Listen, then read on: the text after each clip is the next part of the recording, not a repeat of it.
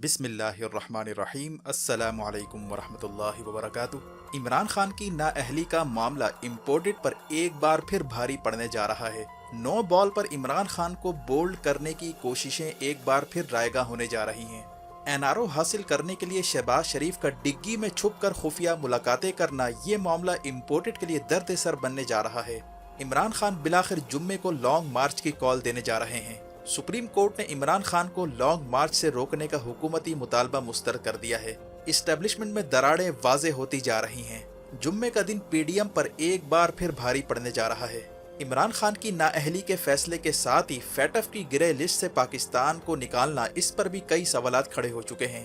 کیا فیٹف کی grey list سے نکالنے کی آخری شرط عمران خان کو راستے سے ہٹانا تھا، جس کے پورا ہوتے ہی گرے لسٹ سے نکالنے کا اعلان کیا گیا، جبکہ بلدیاتی الیکشن ملتوی کر کے ایک بار پھر الیکشن کمیشن نے امپورٹڈ سسٹم کو بچانے کی کوشش کی ہے۔ اتحادیوں کے نکلنے کے ڈر سے ایک بار پھر انتخابات کو آگے بڑھا دیا گیا ہے۔ ضمنی انتخابات میں پی ڈی ایم کی بدترین شکست کے بعد عمران خان کو ٹیکنیکل بنیادوں پر ناک آؤٹ کرنے کی کوششیں تیز ہو چکی ہیں، اور جنرل الیکشن سے بھاگنے کے لیے ملک میں ایمرجنسی والے حالات پیدا کرنے کا پلان بنایا جا رہا ہے۔ عمران خان نے قوم کو پیغام دے ڈالا ہے کہ آزادی چھیننے کا وقت آ چکا ہے۔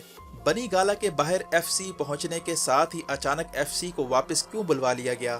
ملک بھر میں ہزاروں لوگ سڑکوں پر کیا کرنے جا رہے تھے کہ عمران خان کو اچانک احتجاج ختم کرنا پڑا اور امپورٹڈ کے ایک بڑے منصوبے کو ناکامی سے دو چار ہونا پڑا۔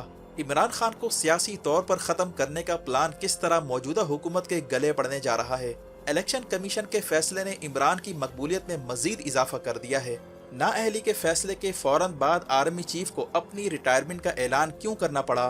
وہ کون سا معاملہ ہے جس پر عمران خان نے سمجھوتا کرنے سے انکار کر دیا ہے؟ ناظرین کرام، اس وقت سیاسی منظر نامے پر جو کچھ ہو رہا ہے، اس سے پتہ چلتا ہے کہ ملک میں پیدا شدہ حالات کے تانے بانے انٹرنیشنل ڈائنامکس کے ساتھ جڑتے جا رہے ہیں۔ واضح ہے کہ چند دن پہلے ایاز صادق اور اسحاق ڈار امریکہ کے دورے پر گئے تھے، جہاں ان کی خفیہ ملاقاتوں کی اطلاعات آئی تھیں، اور پھر یہ کہا گیا کہ آئی ایم ایف اور امپورٹڈ کے درمیان ڈیل ناکام ہو چکی ہے، اور فوری طور پر سبسڈیاں ختم کرنے کا بھی میسج دیا گیا، اور ساتھ ہی آرمی چیف کا ریٹائرمنٹ کا اعلان کر کے فوج کو سیاست سے الگ کرنے کا بیان دینا، یہ امپورٹڈ کے لیے بڑے دھچکے سے کم نہیں تھا، کیونکہ امپورٹڈ کے معاملات اب تک سیٹل نہیں ہو پائے۔ جو اس سسٹم کے گارنٹرز تھے، انہوں نے بھی ہاتھ کھینچنا شروع کر دیا تھا، اور عالمی اداروں کی جانب سے بھی کوئی سپورٹ نظر نہیں آ رہی تھی، جس کے بعد جاوید لطیف اور دیگر کے ذریعے اسٹیبلشمنٹ کے خلاف پریس کانفرنسز کروائی گئیں، اور انہیں کہا گیا کہ وہ عمران خان کو ایک بار پھر لاڈلا نہیں بننے دیں گے اور ہر صورت مزاحمت کی جائے گی۔ یعنی بیک ڈور چینل سے جو مذاکرات ہو رہے تھے، اس پر امپورٹڈ کا خیال تھا کہ یہ کہیں کامیاب نہ ہو جائیں اور عمران خان اقتدار کی مسند پر فائز نہ ہو جائیں۔ لیکن اچانک اس دوران کیا ہوا کہ الیکشن کمیشن کے ذریعے عمران کو نااہل کروا دیا گیا اور عمران کا راستہ روکنے کی کوشش کی گئی۔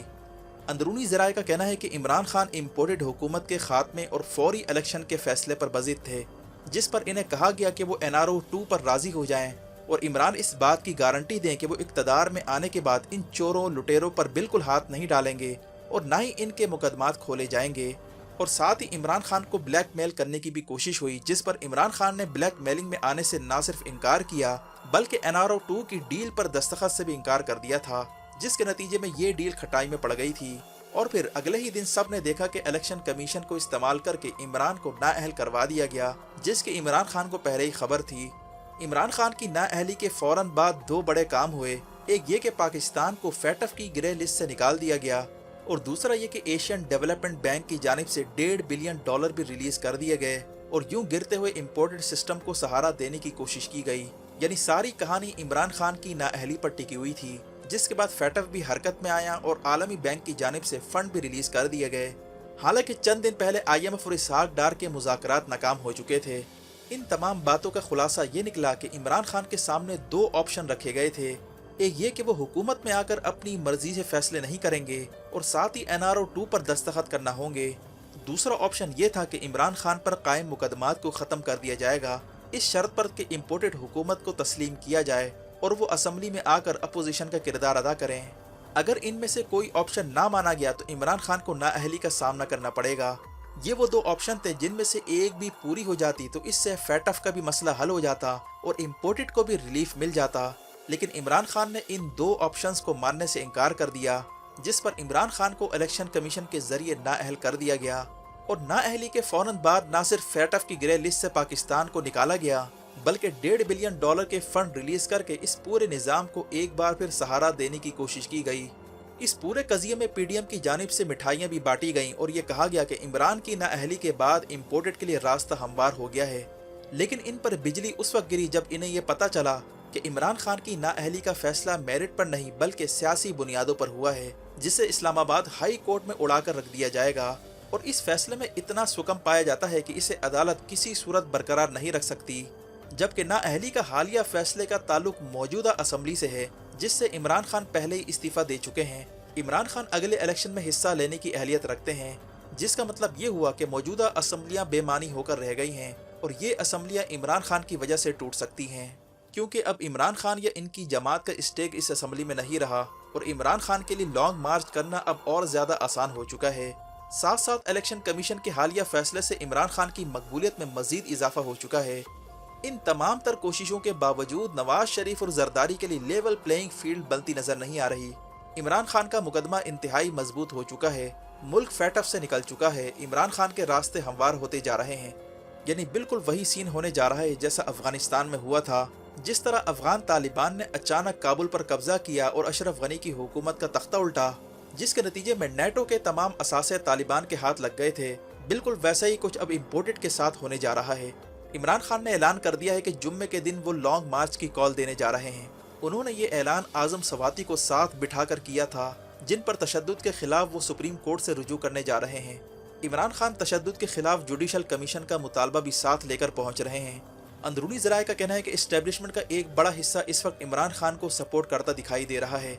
इलेक्शन कमीशन के हालिया फैसले पर अंदरूनी इख्तलाफात भी खुलकर सामने आए हैं, जिनमें से 2 मेंबरान ने इमरान खान से रब्ता करके ये इंकशाफ किया है कि इन पर सख्त दबाव डालकर ज़बरदस्ती फैसले करवाए जा रहे हैं और इन्हें धमकाया जा रहा है, और एक मेंबर को ज़बरदस्ती बीमार जाहिर करके इनकी गैर मौजूदगी में फैसला किया गया।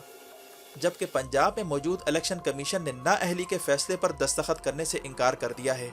यही नहीं बल्कि इस फैसले के खिलाफ पंजाब बार कौंसल इमरान खान के साथ आकर खड़ी हो गई है। वकला बरादरी ने भी मुज़ाहमत शुरू कर दी है और वकला की जानिब से हड़तालें की जा रही हैं। ये वो मैकेनिज्म है जो इमरान खान के लॉन्ग मार्च में फैसला कुन रोल प्ले कर सकता है, और यही वो आइडियल मौका है जिसकी इमरान खान को तलाश थी। लोहा गर्म होते ही एक बड़ी ज़रब लगाने की तैयारी हो रही है। इस सूरत हाल में इमरान खान की कानूनी, अखलाकी और सियासी पोजीशन मजबूत हो चुकी है, और इस दौरान मुस्लिम लीग ज़ियाउल हक के सरबरा एजाजुल हक के इंकशाफ ने मामले का मजीद रुख मोड़ दिया है, जिसमें उनका कहना था कि शहबाज शरीफ गाड़ी की डिग्गी में छुपकर आर्मी हाउस जाया करता था और वहां एनआरओ के लिए डीलें करता था, और एतजाज अहसन के बकौल शहबाज शरीफ बाज़ औक़ात बुर्का पहनकर भी जाया करता था। इस इंकशाफ ने पीडीएम खास तौर पर शहबाज हुकूमत की साख मजीद ख़राब कर दी है। शहबाज शरीफ डिग्गी में छुपकर किससे खुफिया मुलाकातें करने जाया करता था, अवाम इस वक्त सवाल पूछ रही है। वाज़ेह है कि एजाजुल हक जिनके इस्टेब्लिशमेंट से करीबी ताल्लुकात रहे हैं, इनका शहबाज शरीफ के खिलाफ बयान देना ये बता रहा है कि इस्टेब्लिशमेंट का एक हिस्सा इमरान खान को सपोर्ट कर रहा है। एजाजुल हक वही शख्सियत हैं जिन्होंने हाल ही में इस्टेब्लिशमेंट और इमरान खान की सुलह करवाने की भी कोशिश की थी, और 5 हफ्तों बाद मौजूदा आर्मी चीफ के रिटायरमेंट के बाद मंजरनामा अब बदलने की तवक्को की जा रही है। ऐसे में इमरान खान का ये लॉन्ग मार्च फैसला कुन हो सकता है। इस सूरत हाल में इम्पोर्टेड और इनके हैंडलर्स की कोशिश थी कि इमरान खान कोई ना कोई बड़ी गलती कर जाएं, और एहतजाजी मुजाहरों की आड़ में तीसरी कुव्वत के दाखिल होने की खबर बनी गाला तक पहुंच गई थी। इसीलिए एहतजाज को फौरन ख़त्म करने का कहा गया। इसका सबूत यह है कि पीटीआई के एमएनए की गिरफ्तारी के बाद इन पर अब प्रेशर डाला जा रहा है कि वो इमरान खान के खिलाफ बयान रिकॉर्ड करवाएं और ये इकरार करें कि उन्होंने इमरान खान के कहने पर गोलियां चलवाई थीं। यानी इक़दाम कत्ल का मुकदमा इमरान खान के खिलाफ कायम करने की कोशिश की जा रही है। लेकिन ये सारी चीज़ें अब बेसूद होने जा रही हैं। दुनिया के हालात तेज़ी से बदलते जा रहे हैं। मौजूदा हुकूमत का रोल बाइडन के साथ ख़त्म होने जा रहा है। बाइडन इंतज़ामिया की मकबूलियत काफ़ी गिरती जा रही है और मिड टर्म इलेक्शन हारने का खतरा पैदा हो चुका है। जबकि सऊदी अरब और अमेरिका के दरमियान हालिया महाज़ाराई में तुर्की की भी एंट्री हो चुकी है। तुर्की ने सऊदीया के साथ खड़ा होने का ऐलान किया है, जिसका मतलब है कि रूस यूक्रेन लड़ाई के नतीजे में दुनिया में नई सफबंदियां शुरू हो चुकी हैं। 2024 को इंतहाई अहम साल भी करार दिया जा रहा है। अमेरिकी नेवल चीफ का कहना है कि 2024 से पहले चाइना ताइवान पर हमला कर सकता है, और इन्हीं अय्याम में भारत में इलेक्शन होने जा रहे हैं, जहां नरेंद्र मोदी एक बार फिर एंटी पाकिस्तान जज्बात उभार कर वोट हासिल करने की कोशिश करेगा। भारत ने हाल ही में शुमाली गुजरात में नया एयर बेस का इफ्तिताह किया है, जो पाकिस्तानी बॉर्डर के नज़दीक है, اور لداخ میں نگرانی کے لیے اسرائیلی ڈرون طیارے پرواز کر رہے ہیں۔ یعنی 2023 کے آغاز سے دنیا بھر میں حالات بدلنے جا رہے ہیں۔ ایسے میں بیساکھیوں پر قائم حکومت کا زیادہ دیر چلنا ناممکن ہوتا جا رہا ہے اور ملک میں ایک مضبوط عوامی قیادت کا مطالبہ سامنے آ رہا ہے جو عوام اور اسٹیبلشمنٹ دونوں کے معیار پر پورا اترتی ہو۔ ویڈیو دیکھنے کا شکریہ۔ ویڈیو پسند آنے پر لائک کر کے شیئر کیجئے اور کمنٹ سیکشن میں اپنے خیالات کا ضرور اظہار کیجئے۔ اپنا اور گرد و نواح کے لوگوں کا خیال رکھیں۔ فی امان اللہ۔